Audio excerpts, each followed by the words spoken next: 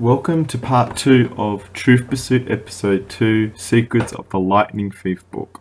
So this is part 2, make sure you check out part 1, links in the description. So I'm going to go straight into it. So page 86. So what's happening is Charon is talking to Percy Jackson and I'm giving him sort of a history or a brief talk about the Greek gods and the reality they live in. So right now they're talking about monsters, and I'm going to read here. I shook my head. Look, if the thing I thought really was the Minotaur, the same one in the stories, yes. Then there's only one yes, and he died like a gajillion years ago, right? Theseus, the Greek hero, killed him in the labyrinth. So, monsters don't die, Percy. They can be killed, but they don't die. So let's think about this. This has got some logic to it. Now, if it is true that these demonic hybrids that were so corrupt, they don't have any spirits or holy spirits in them because they corrupted God's image, and these demonic abominations had an open door left. They have no spirit inside them. So what spirit goes inside these hybrids? Oh yeah, it's the disembodied spirits of the Nephilim that were killed in the clash of the Titans. So first the angels made it with women and created Nephilim, and they were originally the demons in their human form, and they got killed off in a big war, what the Greeks later stylized as clash of the Titans. You know, the Greek gods fighting the Titans and the giants. They killed each other off, and their spirits couldn't go anywhere because they were so demonic and unnatural. They just roamed the earth as demons. That's why we have demons. They never die, they just roam the earth looking for bodies. That's why these demons want bodies, because they lost them in the big war. And when humans got the idea from the fallen angels to make animal-human hybrids to be almost as a catalyst or host for these spirits to return, that's how we get minotaurs and centaurs and chimera and all that stuff. They're all evil because they all contain the original spirits of the Titans and the Nephilim giants. They originally roamed the earth, and then God wiped them out with the flood afterwards. So that's how it happens. So all monsters had a different disembodied spirits of Nephilim inside them, and when they died, they just roam around as demons. So yes, in the Percy Jackson logic, it's sort of echoing the truth. The monsters don't die, their bodies die. Their spirits just go back into hell and just wait until they get summoned back again by some person playing on a Ouija board for example, and they come back and they go, brilliant, let's go and possess some people. And he goes possess whatever he can find. He can be so desperate, he can possess inanimate objects like pencils, and there's an evil pencil. I mean, that'll be crazy. I mean, these things are desperate. They want bodies. And Carlin's got a point. These demons, monsters can't die. They're just spirits that just keep on coming back. Unless you have the spirit smiter from the fallen angel Kazdaja. Yeah, that's another story altogether, but he teaches how to kill spirits, which is, pretty far out. So just continue reading. Oh, thanks, that clears it up. They don't have souls.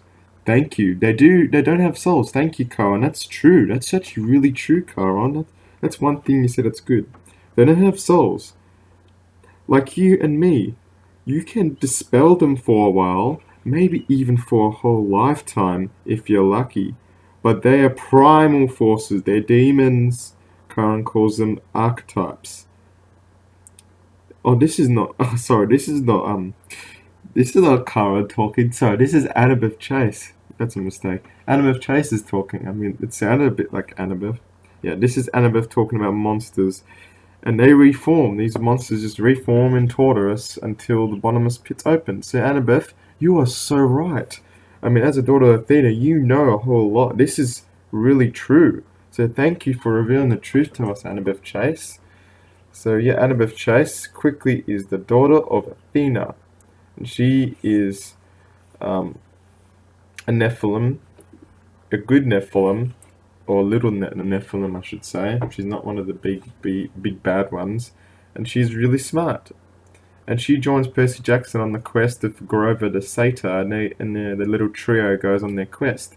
So you probably remember her from the Diary of Luke Costello, and she was only a little girl, and she was saved by Luke and Talia from all these monsters and taken to Camp Half-Blood. So she's had a long history with the demigods and the monsters, and she knows quite a bit. So, oh, God bless her. I mean, that's only one thing she's actually good at. She knows where this stuff comes from. So that's page 86. Now, I'm going to move to the next page, which is page 93. So page 93 is pretty simple. So they're just talking here. So Annabeth showed me a few more places. The metal shop, where kids were forging their own swords. The arts and crafts room, where satyrs were sandblasting a giant marble statue of a goat man. Oh my goodness. Lord help us all. These satyrs are making a statue at the back of it. I could just imagine this. If I was in this position, Percy Jackson, I'll be like, I'll just completely charge in there and just get my sword and destroy this statue. I don't care if I get kicked out of camp. I know I've done something good. Man, Pan, it's supposed to represent. Pan looks so similar to Satan. I mean, look at this.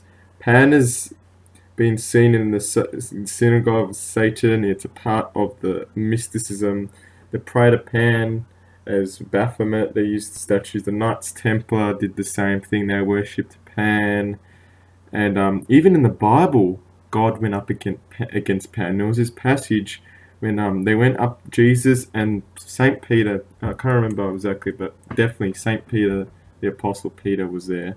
They went up to the gates of Hades where a statue of Pan was there. And then Jesus turned and says, who do you say I am? And then Peter knew exactly what to say. He looked at the statue of Pan, which is Satan, and at Jesus, and he was like, you are the Son of God. And then Jesus was like, God bless, and I can't remember exactly, but he was really happy when he said that. He was extremely happy. He even said, build this church here over the gates of Hades, which is the gate to torture. It's another doors of death, right at the bottom of Mount Hermon, which is where the fallen angels fell. That's the exact mountain. So it's so interesting to see how Pan is being shown as being a bad influence, as being a bad false god. You see this in the Bible. I'll put up the passage up here on the screen of when Jesus and St. Peter went to Mount Hermon against the Pan statue. But wow, that's interesting. So yeah, that's the stupid satyrs, and that's who they worship, Satan. So I feel so sorry for Grover, because he's probably going to go to hell. Like, definitely.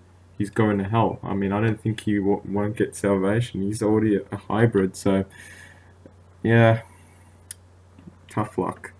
Well, next page is page 95. Alright, page 95. So quickly I'm going to read out Genesis 6. So, and it came to pass when the son and they saw that the sons of men were giving birth to the daughters.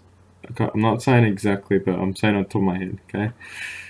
And the sons of God saw the daughters of men, and saw them they were fair, and they came down and made it with them. There were giants in the earth in those days, and also after that, when the sons of God came unto the daughters of men and bare children with them. Okay, get this. They became the mighty men of old, men of renown.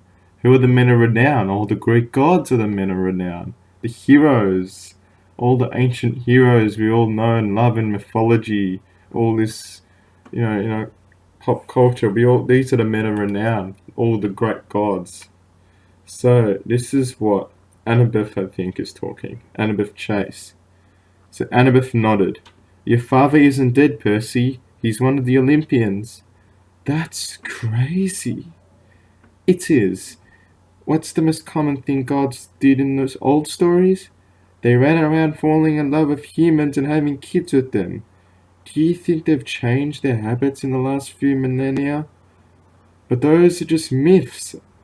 So yeah, the myths explain everything, and the Bible also speaks of these. They're angels, they're fallen angels made of women, and they created these hybrids known as Nephilim that God wiped out in the flood. Yeah, so these people also call them aliens too for some reason.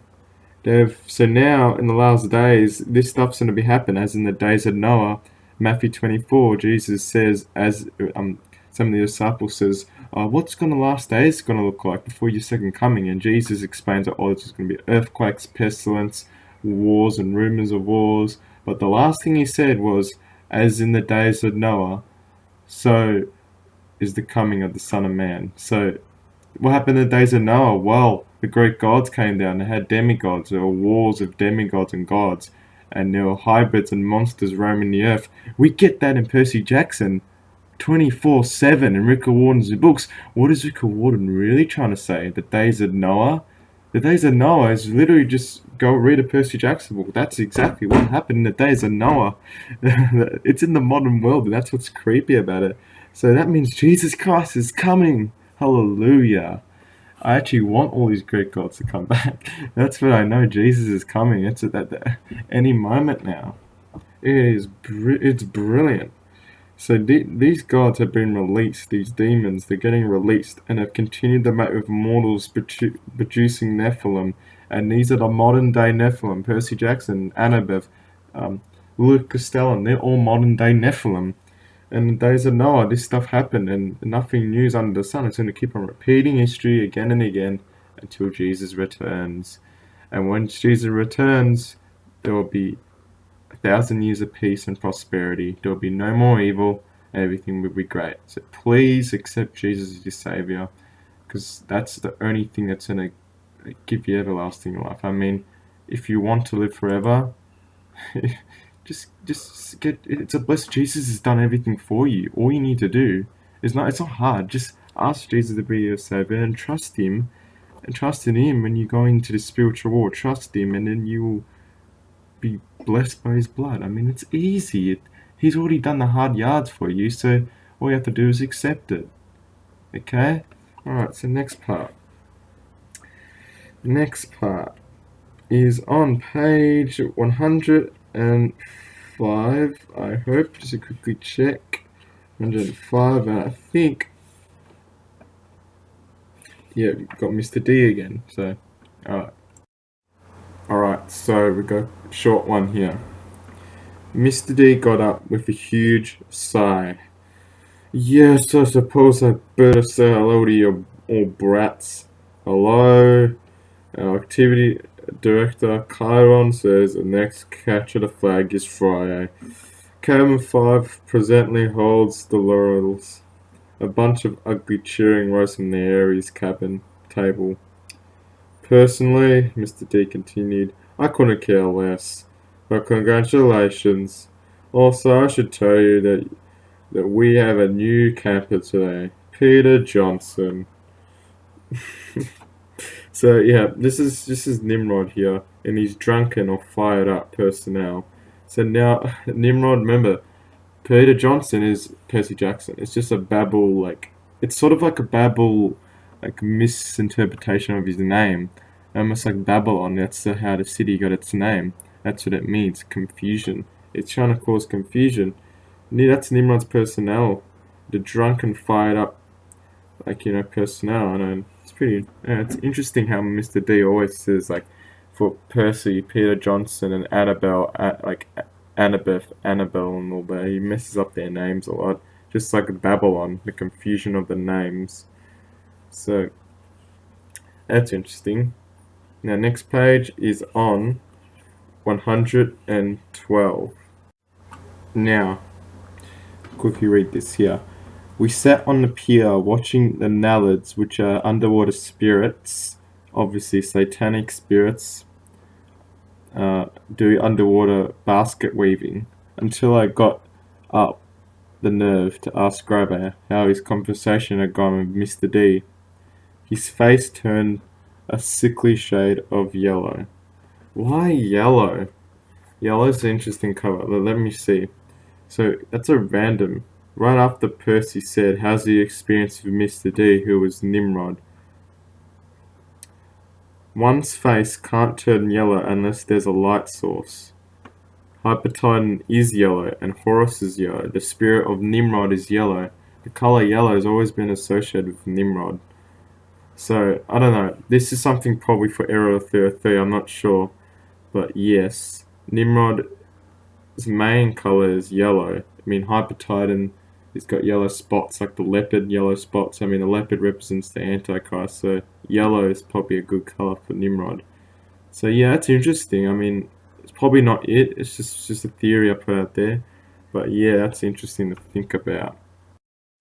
All right, so on page 121, now Percy Jackson is going for his first capture the flag game. So apparently, this game is all the cabins of each of the demigods. They all group up into two big teams.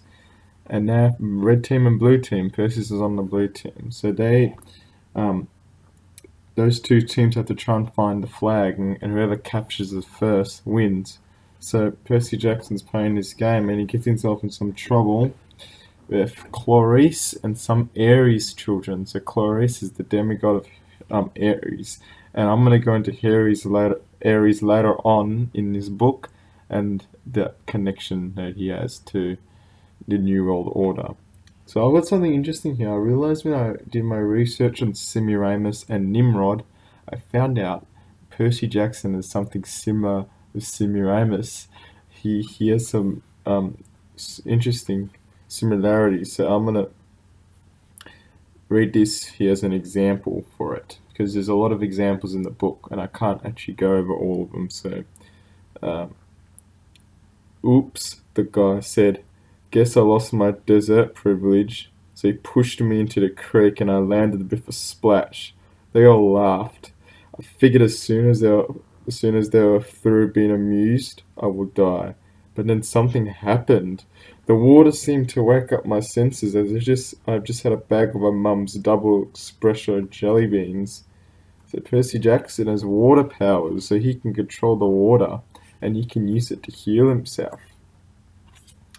So, same as Queen Semiramis, she's a water nymph, and she's proved to be that. She was born inside water and has powers like Percy. So, it sounds pretty far fetched. If Semiramis is a water nymph, that's strange. But here's some proof. I got this book, a booklet. It's called Semiramis, Legendary Mysterious Great Queen of Assyria, a commentary edited by George F. Froyen. He's got a pretty nice long a lot of information here, so just gonna quickly go here. So I'm gonna read it out here about her birth and how it's a bit interesting here, so it might go for a little while. So there was this goddess named Derricho, sometimes known as Agatis, had the upper portion of a woman, but her lower parts were of a fish. So that seems familiar, right? Well, Starbucks has that picture of a woman with like a bottom half is a fish. That is the goddess, the water goddess, Semiramis. Interesting. It was told that Aphrodite, Assyrian for Ashtaroth, which is Aphrodite is another name for Semiramis. Ashtaroth is another name, obviously. The goddess of love, who bore a grudge against her. Derek showed the half woman, half fish. So, but had a grudge against her, and she fell violently in love with a young Syrian named Castorus, by whom gave birth to a daughter. So Semiramis' mother is the Starbucks lady. You should know that. That's interesting. So Semiramis is born of a Starbucks, a fish goddess and an Assyrian. So that's interesting to know. This is been recorded. Semiramis is a real woman, and she was the wife of Nimrod, the king of the world, and she was the queen of the new old world order. So I should stop talking. So it fell violently with love and gave birth to a daughter. After latter's birth, how do you say her name? Decreto, in her shame and guilt, exposed her child, did away with her father, and hid herself in the bottom of the lake.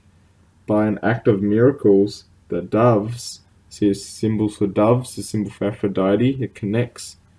The doves found the infant and brought up the child, stealing the milk and ladder, the cheese which needed for her nearby shepherd. So the doves got some food for the baby inside the water that was getting birth.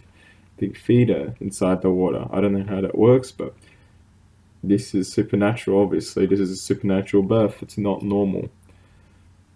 The shepherds finally discovered the little baby, who was of great beauty, hidden amongst the acacia shrubs, and brought to her by Chief Simus of the royal herds, who now took her as his own to raise. He gave her the name Semiramis, which means in Syrian, the one who comes from the doves, Samats. As she grew to the age of puberty, one of the king's advisors and general ones, who is one of Nimrod's, this guy had a really big affair with Nimrod, and this guy used to be Semiramis' original wife, Ones.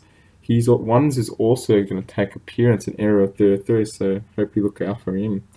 And he fell in love with Semiramis, and Semiramis was very happy, and he had some children with him.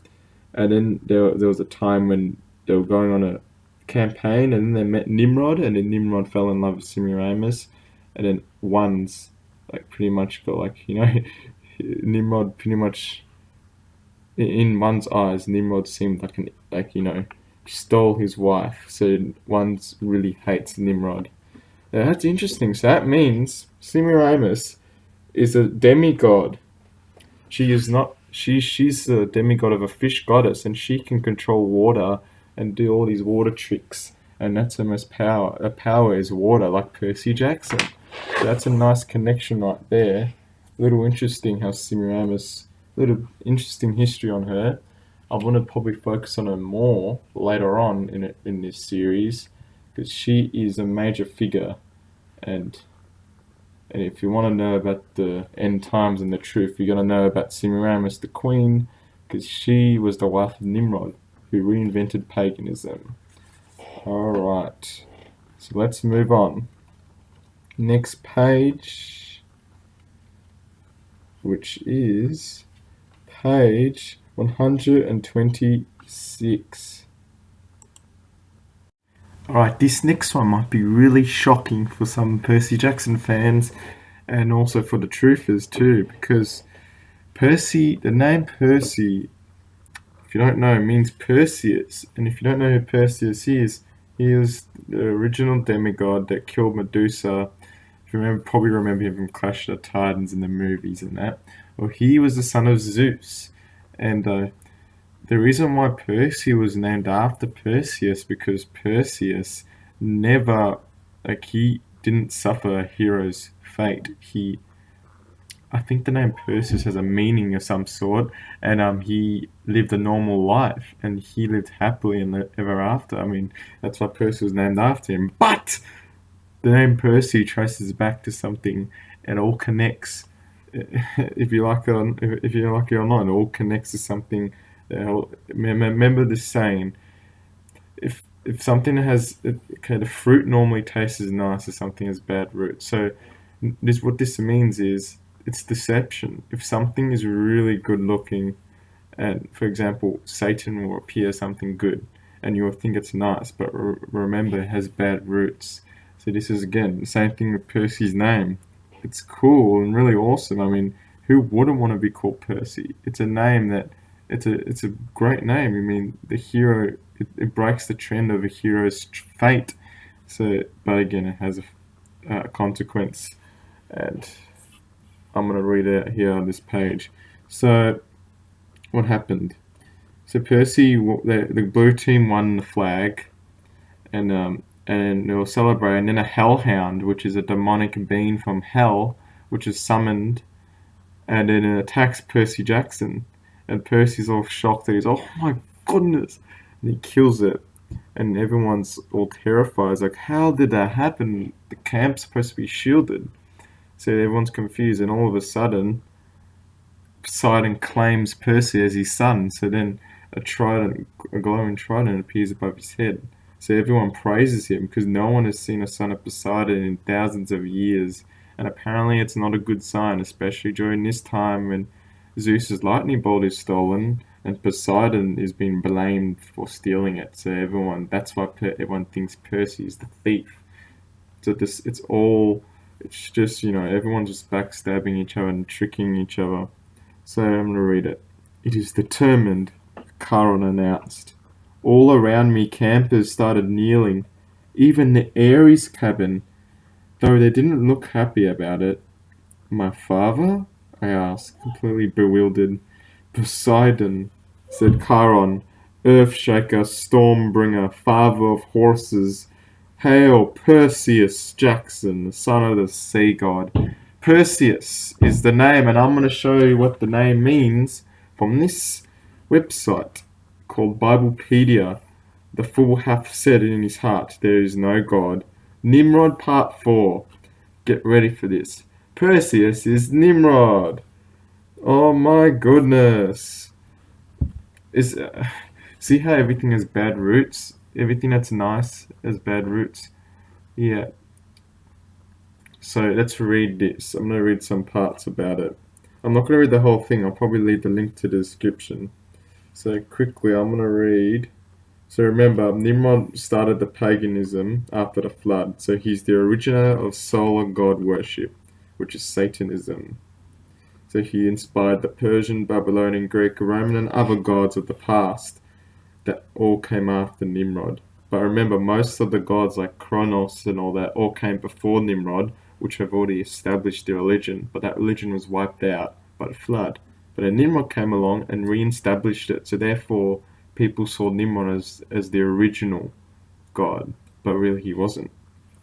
So, quickly, Perseus in the history of this man is so connected with himself to every point with history of Nimrod of the East, with that of the apostasy of mankind from the worship of God, and with the abominable practices of sorcery and worshippers of Satan in all times. So remember, Perseus was son of Zeus, and he was instructed, and he had to practice many things. Perseus, he practiced in most blasphemous in magic or sorcery, and he had to do some of the most cruel things. And most mysteries of iniquity, which he had learned from Jupiter, he had put in use in order to gain for himself the Assyrian monarchy, which have affected. He dedicated a temple to a fire immortal. So Perseus originally he created a temple to a fire god, and instituted a college of wise men, who would he call magicians or magi. So Perseus established his own school for magic. So he taught magic, which is completely forbidden by God. So you're not allowed to practice the magic. It's witchcraft, it's Satanism. And then Nimrod was worshipped as the symbol of the sun, and the sun is made of fire, right? So he was worshipped as Mithra, who was born on December 25th, and the god of forces as Cosmocrator, meaning the ruler of this world, was specifically a ruler of the sense of one who wields control over the vast region. Mithra was Nimrod, the first solar god. And we know that Perseus worshipped solar sun, he worshipped fire, he taught magic. So here we're going to talk.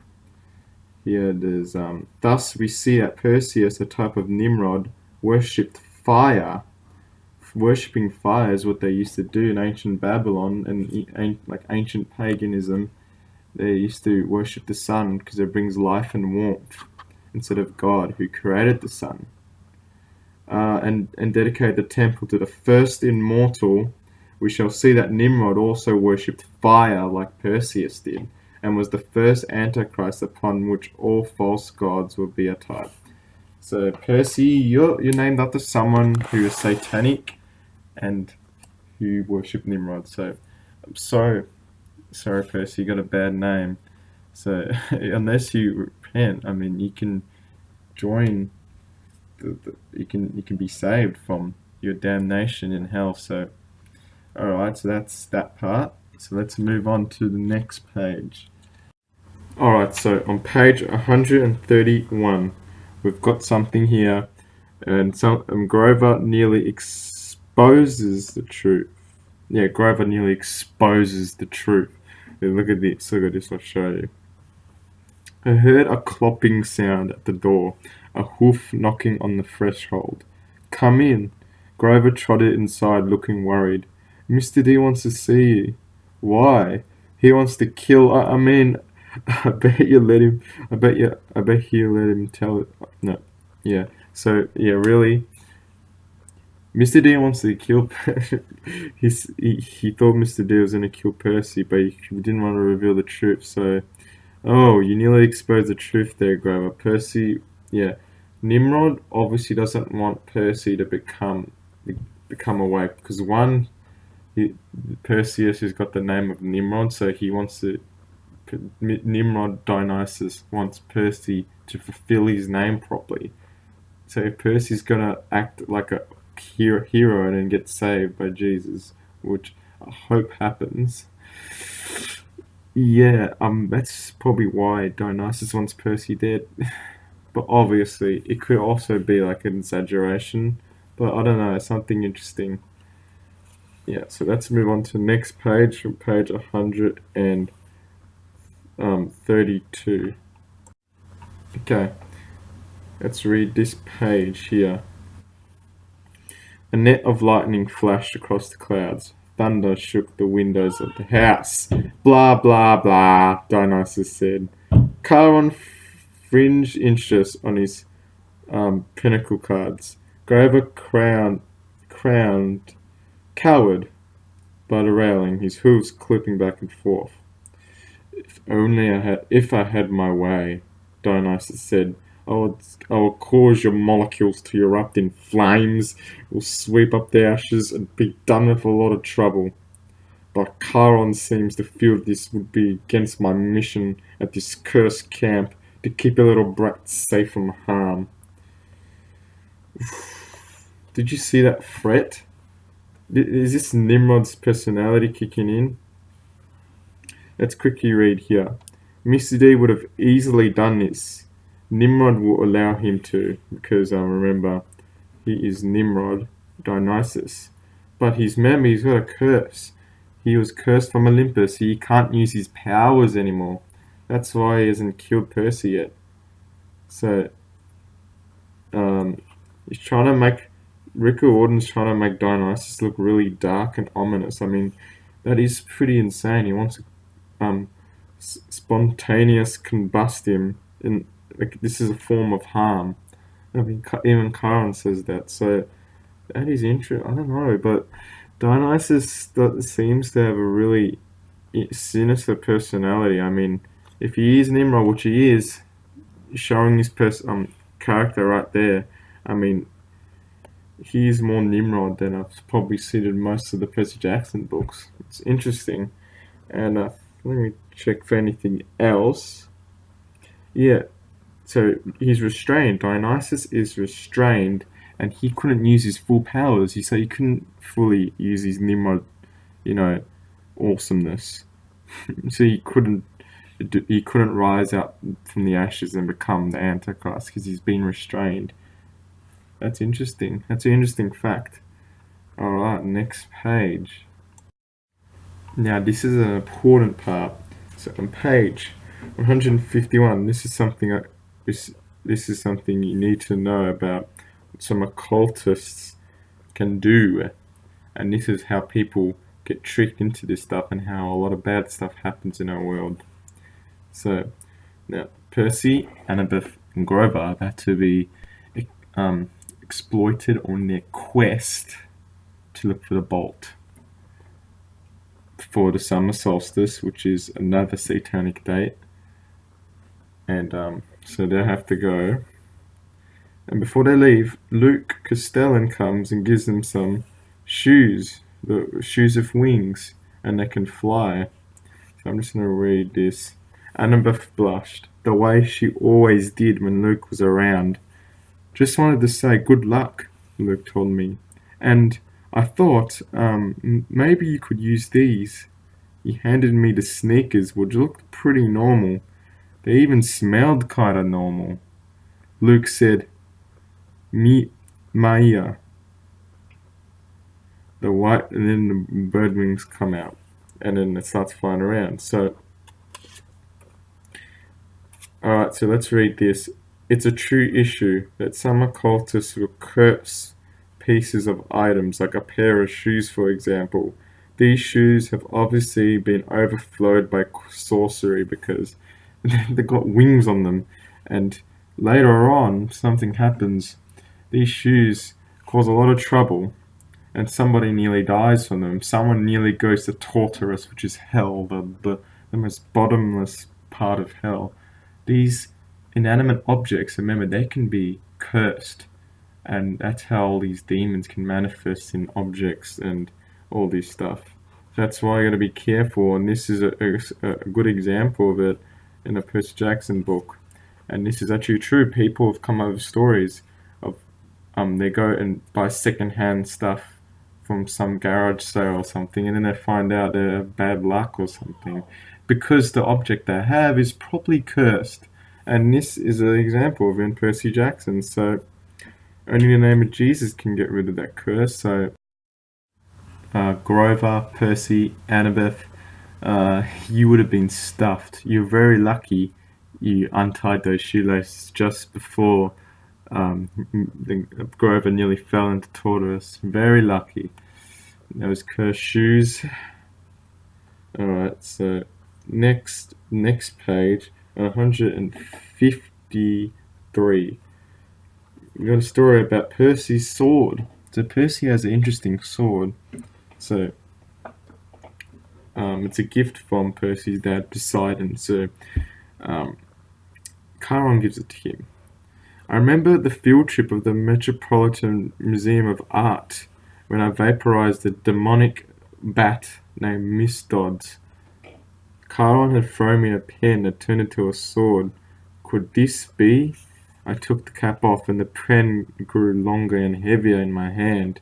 In half a second I held a shimmering bronze sword with a double-edged blade and a leather-wrapped grip and a flat hilt riveted with gold studs. It was the first weapon that actually felt balanced in my hand. The sword has a long and tragic history that we need not to go into, Charon told me. Its name is Anklumos, Riptide, I translated, surprised at the ancient Greek that comes so easily. Now let's go a little bit in history. What is Anklumos, which is Riptide? I hope I'm saying that name right. Anklumos Riptide. It's Percy's sword. I mean, everyone knows him for his sword that turns to a pen, right? I mean, pen's mightier than the sword. Well, how about a pen that turns into a sword? That's awesome, man.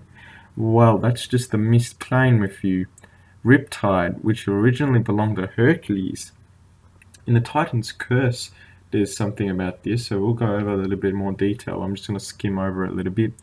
And obviously we know Hercules is Nimrod. Not surprised. Nimrod is Percy's name, and his sword belonged to Nimrod. So Nimrod, when he killed a lot of animals, he was the mighty hunter before the Lord. He might have used a lot of weapons. One of them would have been Riptide, Percy's sword. Wow. The infamous Percy Jackson sword Riptide belonged to the infamous Nimrod, the Antichrist. It's... You see, these mythologies, it's just it all connects to Nimrod just really established them. That's all he really did. He didn't really invent them. He just reinvented them. So yeah, that's where Riptide comes from. It belonged to Nimrod originally. So Percy, doesn't look nice. I mean, if... Alright, so now next page, let's go on. Now, the next page is on 156. Nobody knows how long the age of the West will last, Percy. The gods are immortal, yes, but then so were the Titans.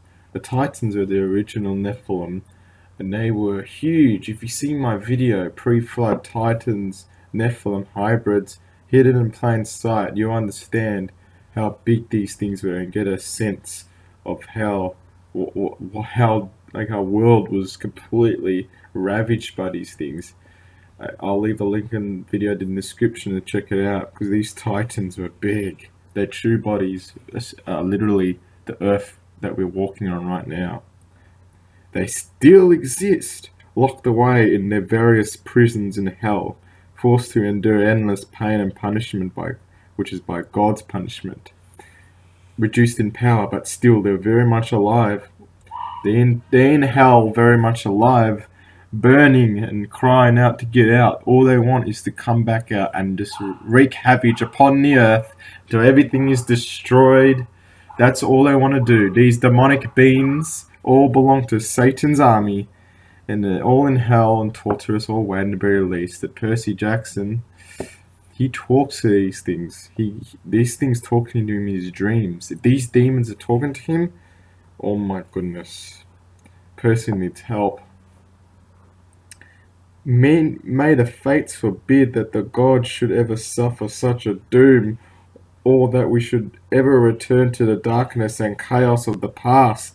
The past, if you again watch that video I made, if you just get an idea just can't imagine how bad, how magnificently grandiose these things were.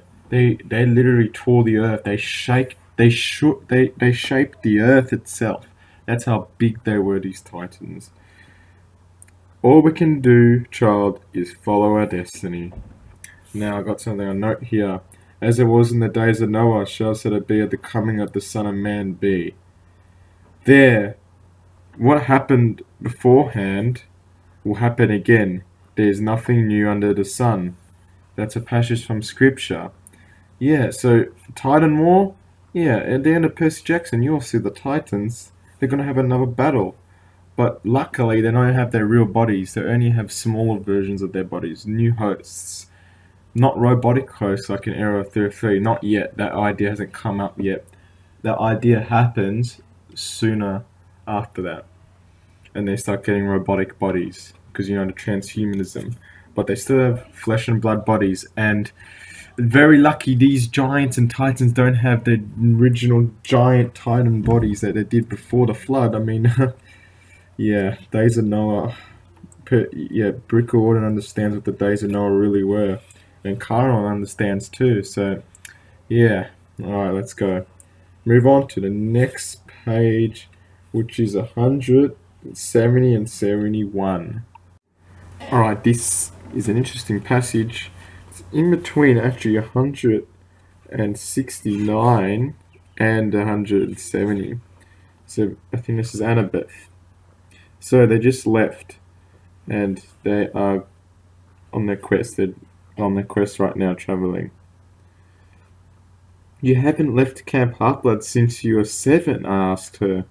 No, only short field trips. My dad, the history professor.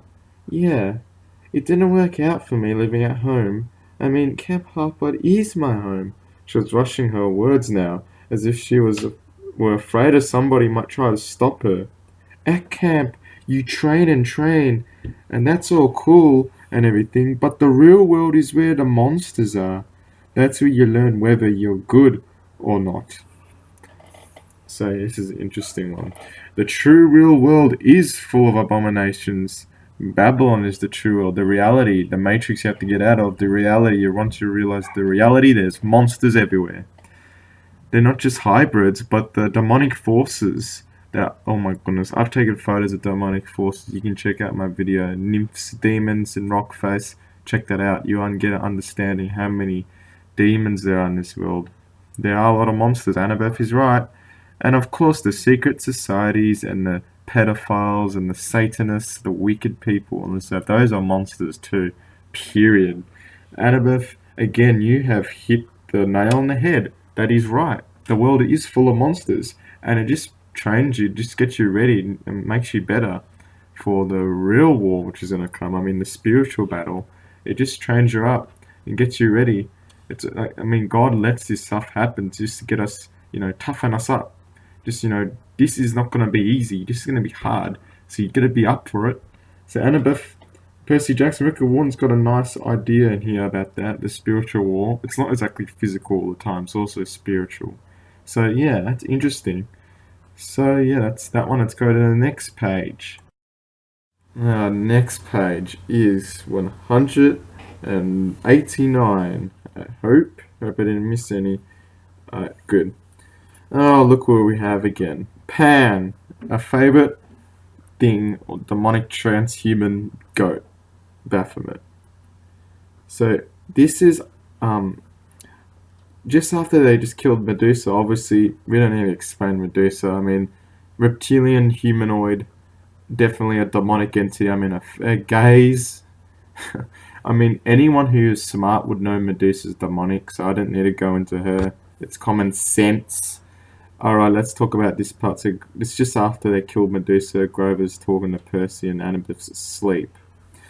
Pam, like in cooking spray? Pan, he cried indignantly.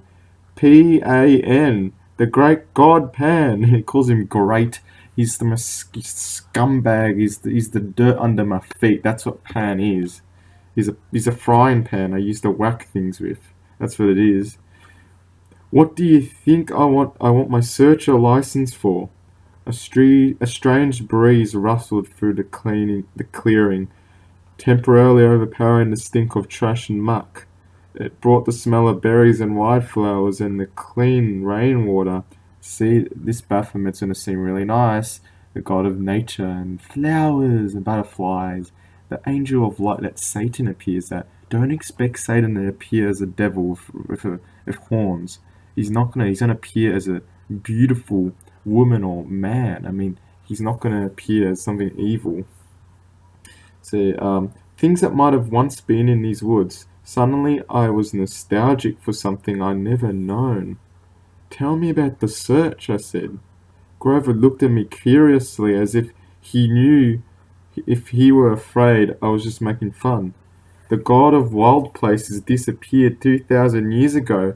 Probably he disappeared ever since Jesus went to the bottom of Mount Hermon and set his church right on top of the god statue. Jesus must have banished him. Oh, that just came to my mind. Man, that is insane. If Jesus is the whole reason why Pan's are gone, I mean, awesome. And Grover, do not mess this up. Do not undo what the Messiah has done. Wow. Let's read this. The satyrs don't even realize that Pan was meant to bring chaos. But Yeshua made sure Pan faded first during the transfiguration at Mount Hermon. If you read that passage in the Bible when I think it was earlier on I showed you when Peter, John and some other disciples went to the gates of Hades and Jesus was like, who do you say I am? And then Peter knew exactly and he said, you're the true Christ, Son of God, and he blessed him and he built a church there. After that they went up onto the mountain and climbed to the summit and all of a sudden Moses and Elijah appear and then Jesus starts glowing white and and then Peter's all afraid and then God speaks from the heavens and says, this is the Son of God and all that. And that's when he realizes. And soon after that moment, Peter starts preaching about the gospel. So see how Jesus won? That very day is when Pan disappeared. When Jesus was when the transfiguration happened, Pan disappeared forever. So Jesus is the whole reason why Pan disappeared. And it is brilliant. Brilliant. And then, I don't know if I should spoil it or not, but in the Battle of Labyrinth, they do find Pan, but he dies. Yay! I'm glad he died, because Jesus is so strong, he kept him at bay, so he can never rise again. So he faded and died forever. Hallelujah. Baphomet is dead, like I want him to. Yeah! Alright. So let's move on to the next page. Alright, this next one's going to be a bit long. So, page 198 and 199. I think now they are in Denver, and they just got off the train, I think. No, actually, no, they're not in Denver yet. Oh, no, it doesn't matter. They're at some sort of... Yes, they're at this place now. So Annabeth is speaking. And this is something interesting. Alright, so on page 198, she says, "Don't worry," Annabeth told me. "Mortal police can never find us. Mortal police cannot find us. The mortals hunting Nephilim is possible, though. They will know about the supernatural stuff, but will keep that information hidden from the masses. So remember, the news is not something you should trust, because the news won't tell you the true full story, and that's why if something happens, like, for example, the Falcon X space launch that happened recently, the news just said, oh, it's just a failed missile, but if you look into research, you find out it's a recurring event, and it looks like a space shuttle that an angel would use. So, that's just an example there. So, the mortal police know about this. Now, this is an interesting one. Let's have a look. Alright, so they're on the train. They're going to this place now. They're on the train they're coming from, leaving Medusa's place and going to this other place. I don't know the name. So once I spotted a family of centaurs galloping across the wheat field, bows at the ready as they hunted lunch. The little boy centaur, who was the size of a second grader on a pony, caught my eye and waved. I noticed around the passenger car, but nobody else had noticed. The adult riders had their faces buried in laptops and computers and magazines, just like the zombies they are. See how they're not noticing this stuff? Look at this. This is an example of what the Matrix is like. They don't notice the supernatural. That's how you could keep your head up from your device. I'll always look outside. And I've seen, I don't know if it's just me or I've noticed things that are just a little bit, what is that? But yeah, Rick Riordan, you're right. I agree. I can relate. Another time towards evening, I saw something huge and moving through the woods. I could have sworn it was a lion, except lions don't live wild in America. And this thing was the size of a tank. Its fur glittered gold in the evening light. Then it leaped through the trees and was gone. Probably the Nimrod, that lion that Hercules killed. It's big.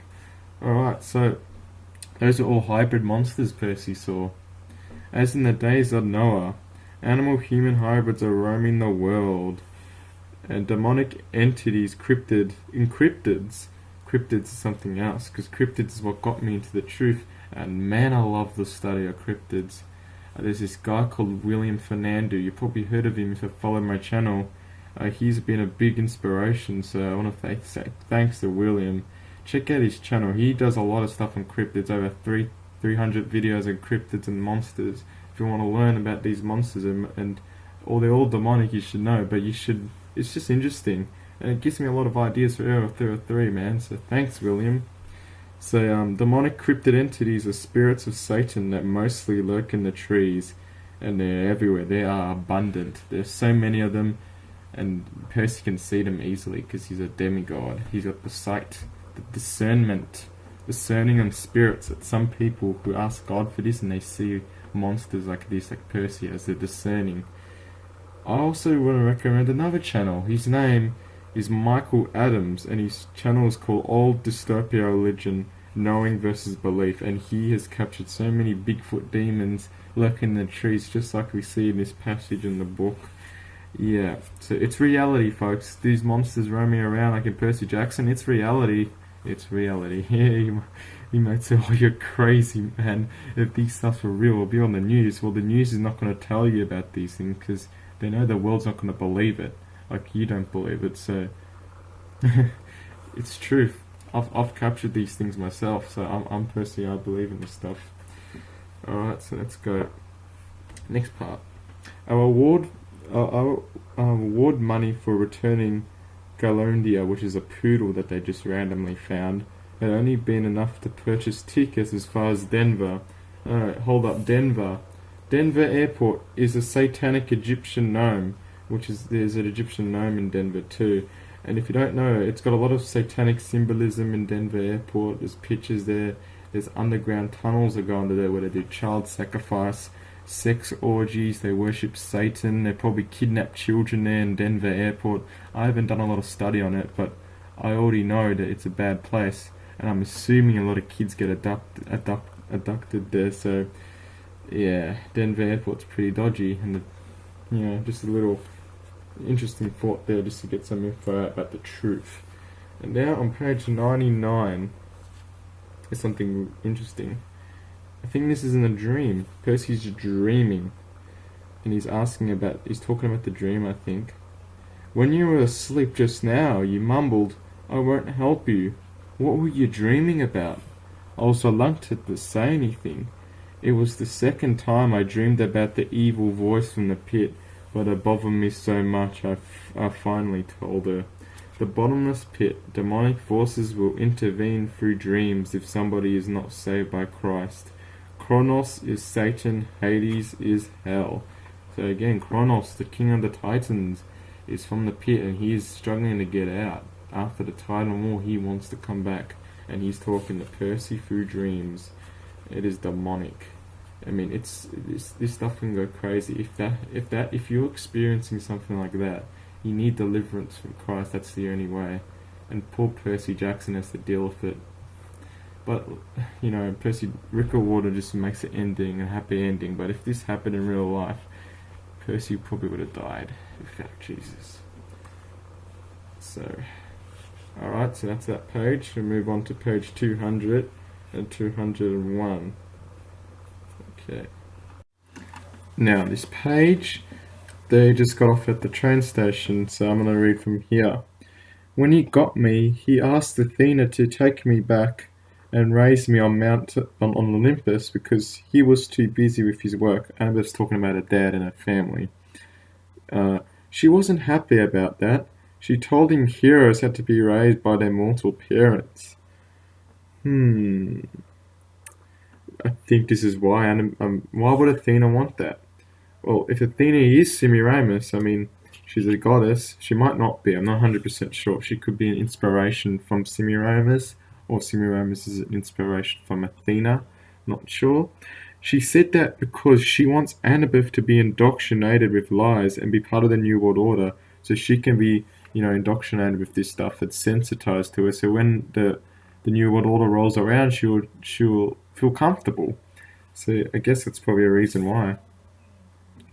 Okay, why she stays at home with her parents. So I'm going to read this part. But you couldn't have got all the way to Camp Huffer by yourself. Not alone, no. Athena watched over me, guided me towards help. I made a couple of unexpected friends who took care of me in a short period of time anyway.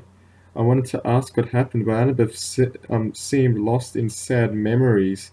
So I listened to the sound of Grover snoring and gazed out the train windows as the dark fields of Ohio raced by.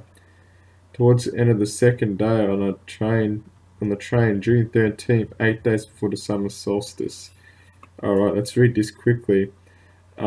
When Athena watched over her when she was going to Camp Half-Blood, Athena wants Annabeth to be part of the Nephilim army. So when she went, she sent the demigods so she can be, again, indoctrinated with the Nephilim agenda and be part of it. And be part of the FEMA camps at Camp Half-Blood. And then, the summer solstice. What is the summer solstice? Why does Zeus want the lightning bolt by the summer solstice? You think that was random? Well, guess what? In every single Percy Jackson book, Kane Chronicles, all of them, all of them, they always have a specific date where something has to happen, like a big battle, or you have to give this to someone else on this date. In this case, it's the summer solstice. But why is the summer solstice chosen? Well, the summer solstice is a day. The summer of Sol is a day very special to the occult, sun worship, Nimrod worship, because the summer solstice was when the sun was in the sky the longest. They say the sun god, the victory of the sun god, the unconquered sun, they used to call it in Rome. It's Sol, the unconquered sun. There used to be a phrase in Rome for the emperors. But yeah, that's what the summer solstice is.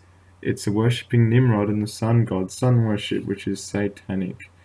Yeah, so that's why Rick Riordan chose that date. Alright, so let's go to the next page. Alright, so now the group have arrived at this city. I need to find out what type of city is it. They reached St. Louis. So I'm just going to read this part. Probably already read it before just recently, so I'm going to read it again for the sake. Towards the end of our second day on the train, June 13th, 8 days before the summer solstice, we passed through some golden hills and over the Mississippi River into St. Louis. Annabeth craned her neck to see the gateway arch, which looked to me like a huge shopping bag handlestick on the city. But to me, this arch looks like a Baal temple, an ark, and a portal opening to release demons. Later we're going to see the Chimera, which is a lion, goat, snake monster, and Echidna, the mother of monsters in that. So why would monsters be on a giant archway like this, which looks like a portal, a Baal temple? That's really suspicious, right? I think it might represent a portal. I mean, if there's monsters in there, I mean, probably it is not a coincidence. No such thing as a coincidence. Rick Riordan's telling us something. Annabeth, something about Annabeth here, so I'm going to read the rest of the page. What? I want to do that, she sighed. What? I asked. Build something like that. You ever seen the Parthenon, Percy? Only in pictures. Someday I'm going to see it in person. I'm going to build the greatest monument to the gods ever. Something that will last thousands of years. I laughed. You, an architect? So Annabeth wants to be an architect, and she wants to build something like the Baal portal, which is going to open portals to demons for the New World Order and, to bring carnage on the earth. But might have spoilers for Era of 303, so click out if you don't want to know what happens to Annabeth and her fate in Era of 303. Spoiler alert, I really urge you. This is something significant. Don't listen if you don't. Just skip this part, or the video might end soon. So skip this part and watch something else, because this is a spoiler, a major one. Does Annabeth in the end of Era 303 build something super significant for the New World Order, using mind control, thinking she's building it for the gods, but really it's helping Satan get power? Something like Nibiru, which looks like a Death Star-like significance, and here's what it might look like. So this is the Fallen Angel space station, which actually looks like the Death Star, but it's better than the Death Star. It doesn't have a weakness unless you figure out what Annabeth did to it. So Annabeth becomes a mind-controlled Nordic demigod that builds for Satan, and she's like a master at it. So that's Annabeth's fate. She got what she wanted, and she probably built for Satan. So yeah, it's so sad. Alright, so that's that. So let's go to page 200. So next page will be 206 and 207, and we'll get to the Chimera. Alright,